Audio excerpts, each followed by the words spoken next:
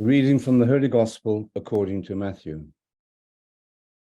Jesus began to make it clear to his disciples that he was destined to go to Jerusalem and suffer grievously at the hands of the elders and chief priests and scribes, to be put to death, and to be raised on the third day. Then, taking him aside, Peter started to remonstrate with him. "Heaven preserve you, Lord," he said. "This must not happen to you." But he turned and said to Peter, "Get behind me, Satan. You are an obstacle in my path, because the way you think is not God's way, but the human way." Then Jesus said to his disciples, "If anyone wants to be a follower of mine, let him renounce himself and take up his cross and follow me. For anyone who wants to save his life will lose it. But anyone who loses his life for my sake will find it. What then will anyone gain if they win the whole world and ruin their life?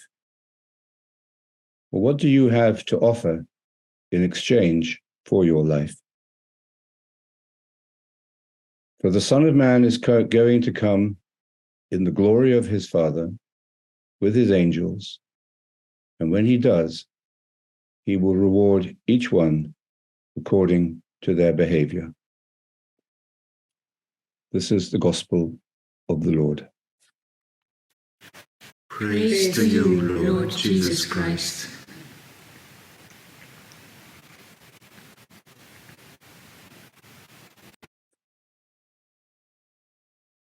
I was very struck by Michelle's reading of the letter to the Romans and how much St. Paul is expressing the essential teaching that we hear from the mouth of Jesus and his own words in this gospel.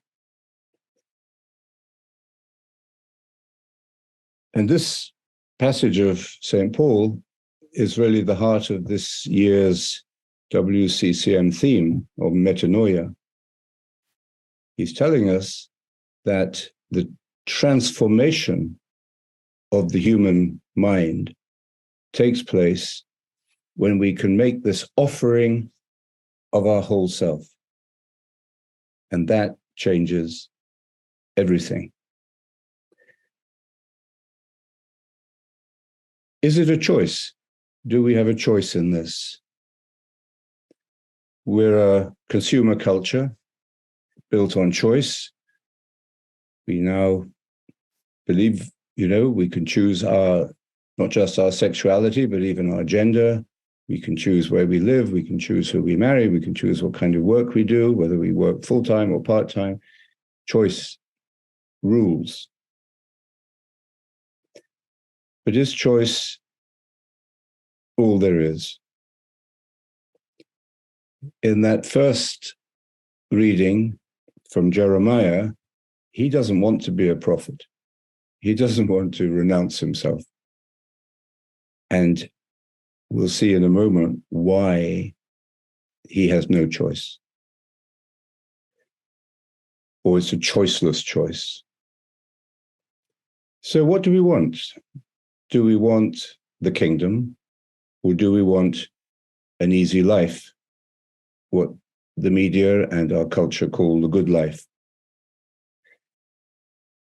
The dream of that good life, where we have all our needs met, where we have affluence and happiness, has deeply disappointed us.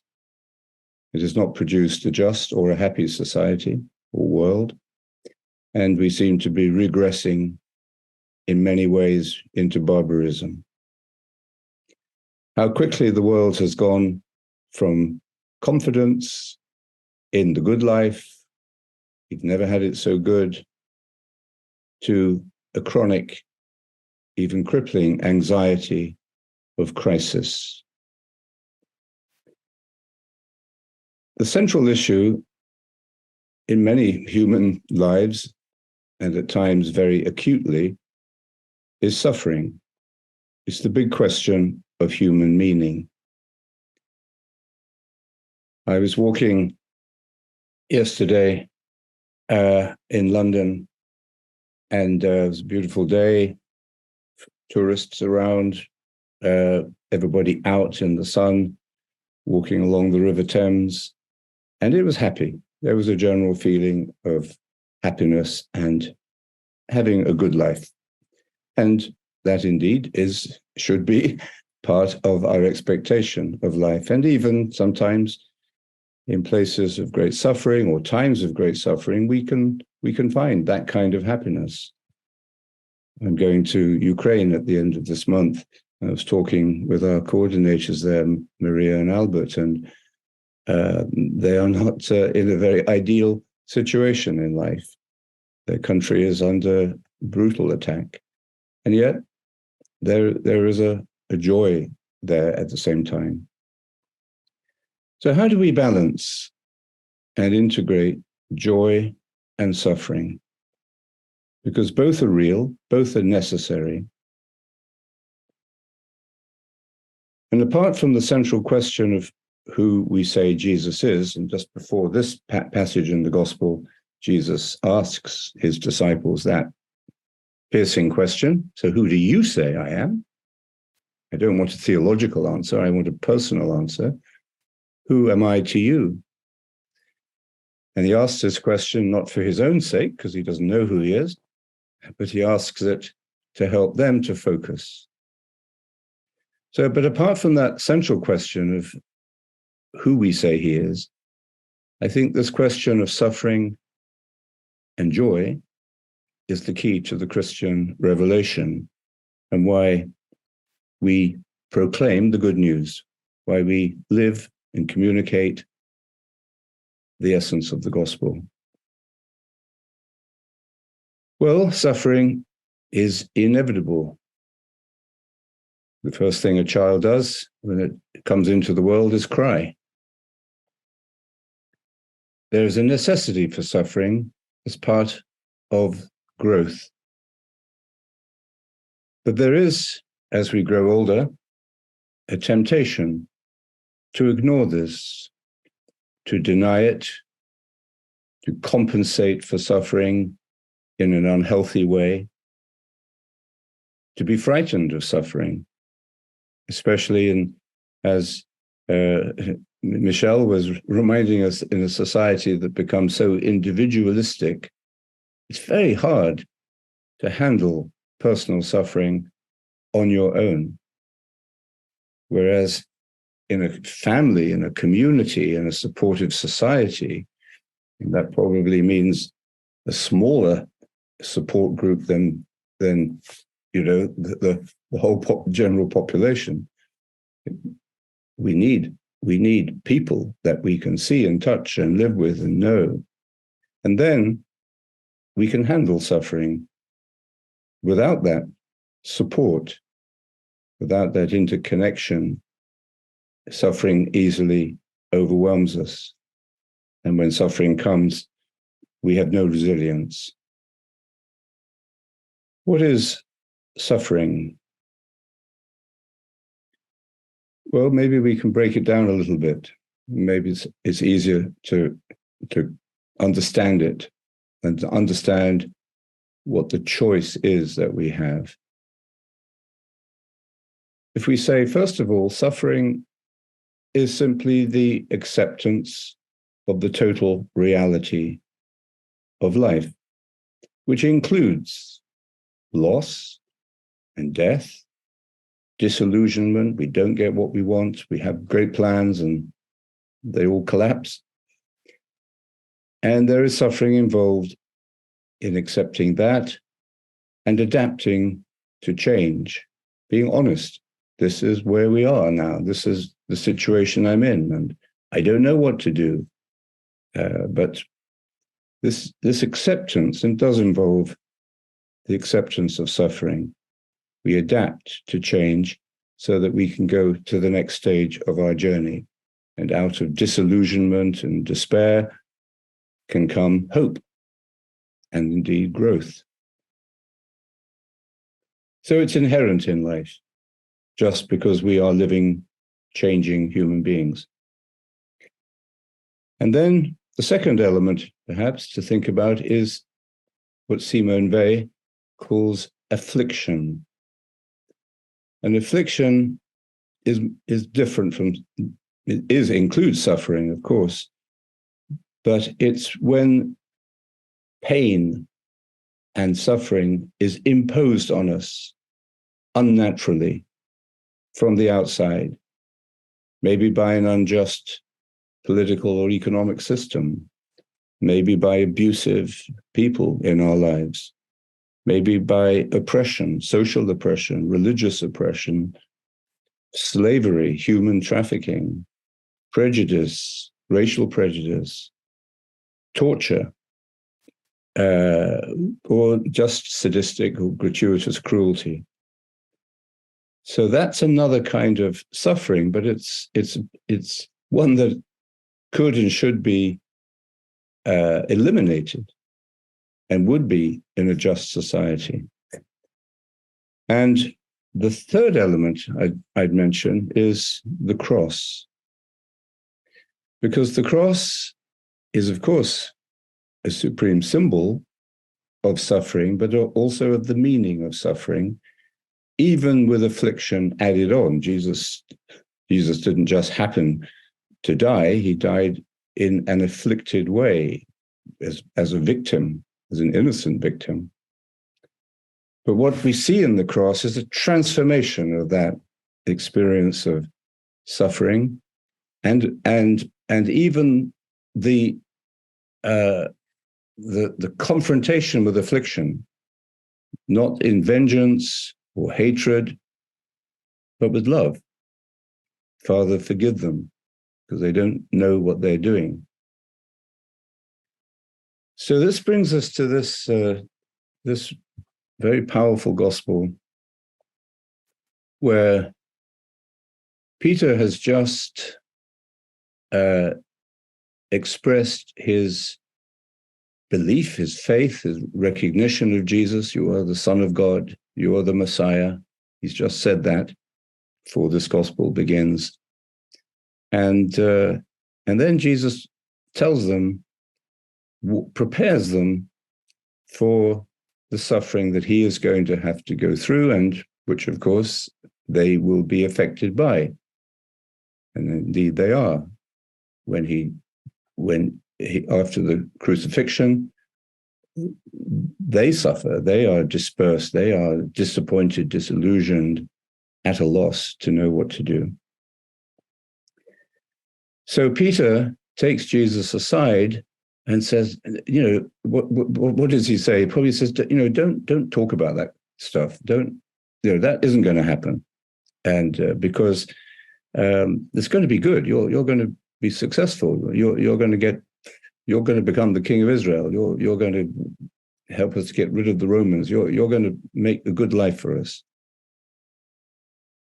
And when he expresses this denial of the destiny of Jesus, Jesus, who has just given him a big pat on the back, now shakes him to his roots.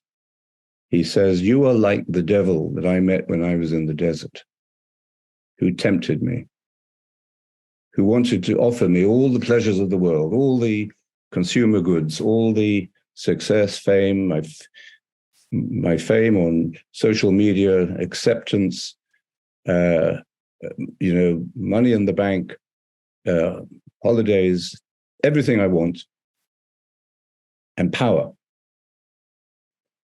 So you're like the devil. Get behind me, Satan, because you are denying reality."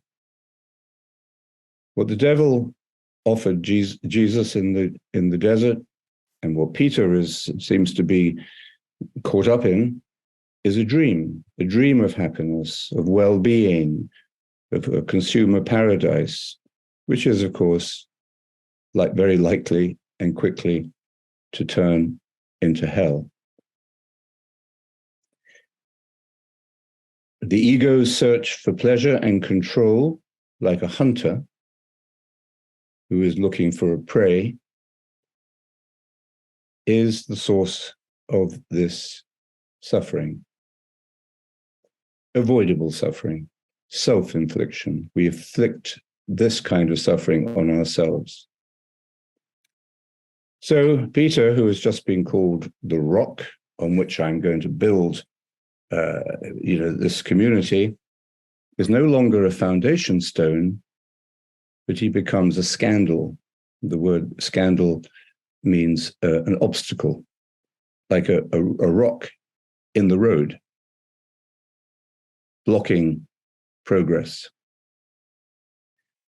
So Peter's mind is set on success and happiness, not on the paradox of the kingdom.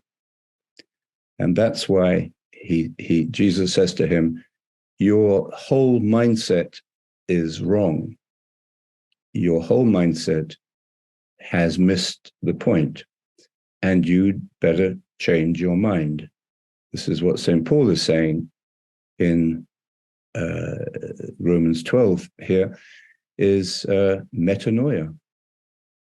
Let your minds be remade. That's our theme for this year.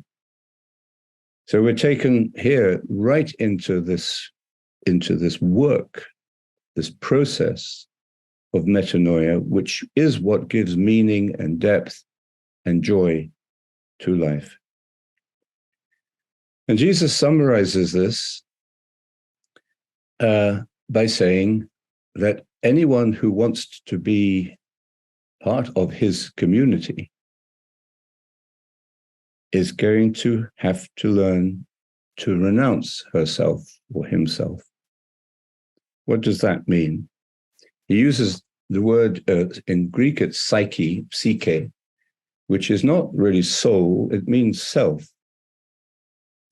And again, picking up on Michelle's distinction there between the porous self, that is open to others, and the punctual self, which is just looking out for itself. So this is the self we have to renounce. The selfish self, the self-centered, deluded self. It doesn't mean that we have to renounce pleasure. Have a good day out with your friends, walking along the river, have a beer, play with the children, watch your favorite movies. There's nothing wrong in that. We're not renouncing pleasure, but we are recognizing that that the self, the ego, meaning here, is empty. St. Paul also says in another passage that Jesus emptied himself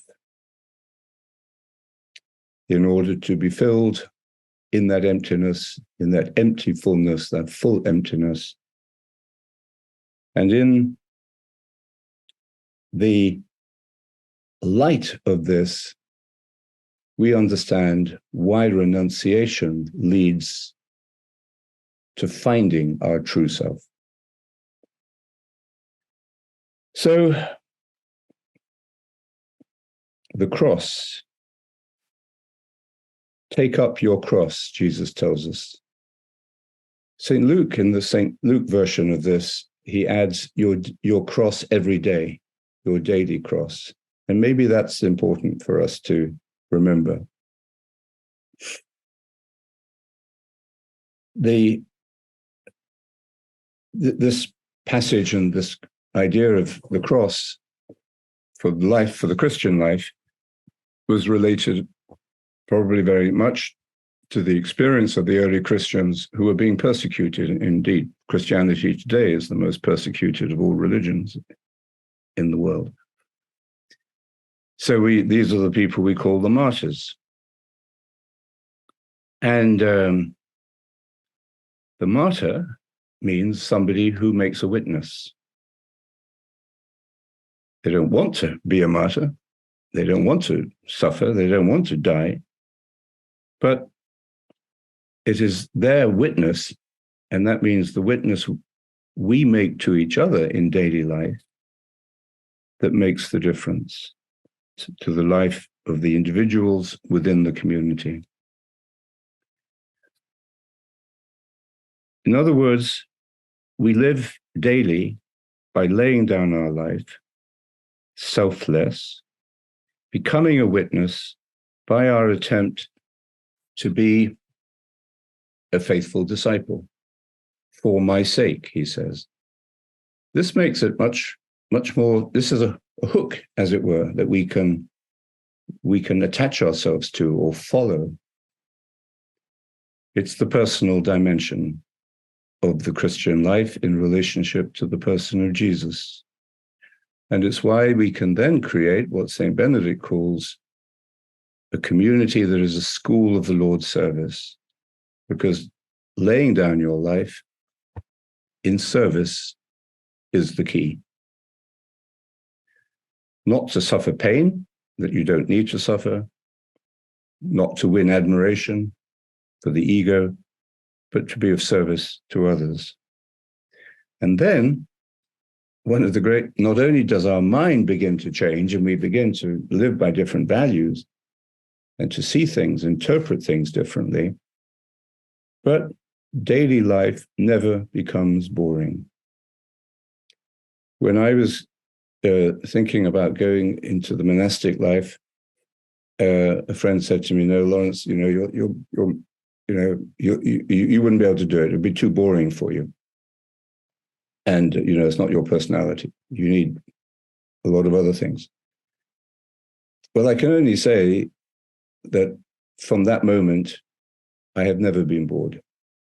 I haven't always been happy in the ordinary sense, but I have always felt the meaning of the experience and the growth, even through those difficult times.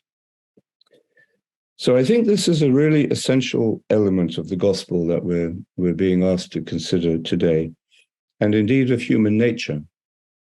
Because this isn't just something added on, this is a revelation.